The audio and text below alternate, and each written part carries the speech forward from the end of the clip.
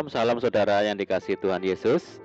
Dimanapun saudara berada, saya menyapa saudara yang ada di Indonesia dari Sabang sampai Merauke, dari Miangas sampai Pulau Rote, dan saudara yang ada di Malaysia, yang ada di Taiwan, Kamboja, Rusia, Hong Kong, Amerika Serikat.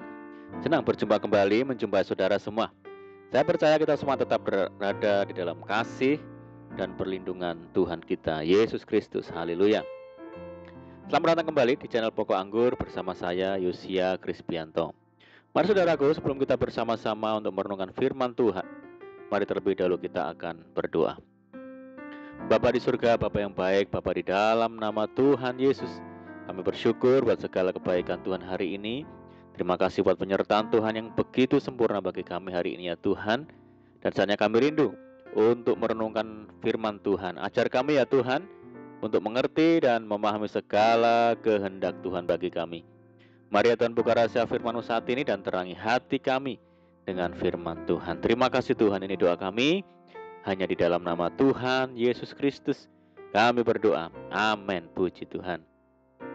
Baik saudaraku, kita akan membaca bersama-sama di dalam Keluaran 2 ayat yang ke-25.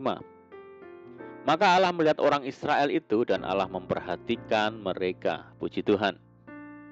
Saudara, kita mungkin sering tidak menyadari bahwa Allah selalu memperhatikan kita. Pemazmur berkata, Tuhan memandang dari surga. Ia melihat semua anak manusia. Dari tempat kediamannya ia menilik semua penduduk bumi. Puji Tuhan. Allah memperhatikan orang yang selalu mencari Dia. Tuhan memandang ke bawah dari surga kepada anak-anak manusia untuk melihat apakah ada yang berakal budi dan yang mencari Allah. Saudaraku, berkomunikasi dengan Allah harus menjadi gaya hidup di dalam kehidupan kita, saudara. Ingatlah bahwa Allah selalu peduli dan memperhatikan hidup kita. Ketika kita mencari Tuhan, maka kita menjadi orang yang berakal budi. Allah mengerti kita adalah orang yang lemah. Kita sering digoda iblis dengan kesenangan dosa. Oleh karenanya, Allah memperhatikan kita dengan meluputkan dari permasalahan hidup. Pertolongannya tidak pernah terlambat. Allah menjauhi hidup kita hingga tidak sehelai pun dari rambut kepala kita akan hilang tanpa seizin Tuhan. Karena itu, janganlah hendaknya kita khawatir tentang apapun juga, tetapi nyatakanlah segala keinginan kita kepada Allah di dalam doa dan permohonan dengan ucapan syukur. Saudaraku, kita adalah orang-orang yang sangat beruntung karena memiliki Allah yang selalu memperhatikan kita. Dia tidak pernah membiarkan kita susah. Semenjak dalam kandungan sampai masa tua, Dia tetap adalah Allah yang menggendong kita, yang mau menanggung, memikul, dan menyelamatkan hidup kita. Bahkan nanti ketika kita mati, Dia telah menyediakan tempat kediaman yang indah bagi kita, saudaraku. Masihkah kita tidak bersyukur? Masihkah kita tidak khawatir? Masihkah kita takut? Satu hal yang pasti bahwa Allah saat ini sedang memperhatikan dan mempedulikan kehidupan kita. Puji Tuhan. Pemazmur berkata, jika aku berada dalam kesesakan, Engkau mempertahankan hidupku terhadap amarah musuhku. Engkau mengulurkan tanganmu dan tangan kananmu menyelamatkan aku. Puji Tuhan. Saudaraku, adanya berbagai macam masalah dan tantangan yang seringkali kita alami. Terkadang membuat kita tidak mengerti, atau mungkin kita merasa seolah-olah Tuhan membiarkan kita berjalan sendirian. Namun satu hal yang perlu kita ingat, bahwa Tuhan tidak pernah meninggalkan kita. Dia tahu pergumulan yang kita alami dan sangat peduli dan perhatian dengan segala persoalan kita. Sebab Tuhan akan selalu menyertai kita dalam kondisi apapun. Dalam Ibrani pasal 13 ayat yang kelima mengatakan bahwa tidak sekali-kali Dia akan meninggalkan kita.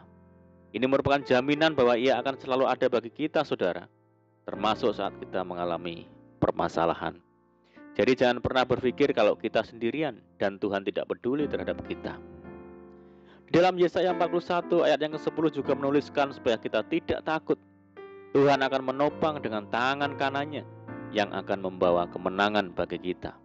Oleh karenanya, saat mengalami masalah yang berat, jangan menjadi bimbang atau menyerah, saudaraku. Sebab masalah yang dihadapi hanyalah ujian bagi iman kita, agar semakin bertumbuh dewasa di dalam pengenalan akan Tuhan. Percayalah bahwa tidak ada satupun rancangan Tuhan yang buruk bagi kita, sehingga tidak perlu dicemaskan dan kita harus kuat dan percaya kepada Tuhan. Memiliki iman bahwa pertolongan Tuhan itu pasti akan datang bagi kita dan tidak ada yang mustahil bagi Tuhan. Saudaraku, Tuhan itu sangat peduli bagi kita seperti saat Ayub mengalami masalah. Mungkin secara manusia Ayub menjalaninya sendirian karena istrinya pun meninggalkan Ayub. Namun Tuhan tidak pernah meninggalkannya, saudara. Dalam masalah yang dia alami, Tuhan senantiasa menopang hidup Ayub, bahkan mendatangkan kebaikan baginya. Kehidupan memang tidak dapat terpisahkan dari masalah. Namun, bagian kita hanyalah percaya, taat dengan firman-Nya dan tetap menantikan pertolongan Tuhan. Selebihnya Tuhan akan berkarya bagi kita. Mari saudara, teruslah berdoa.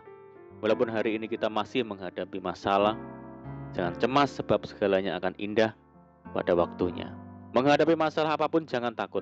Serahkan setiap pergumulan yang kita alami kepada Tuhan.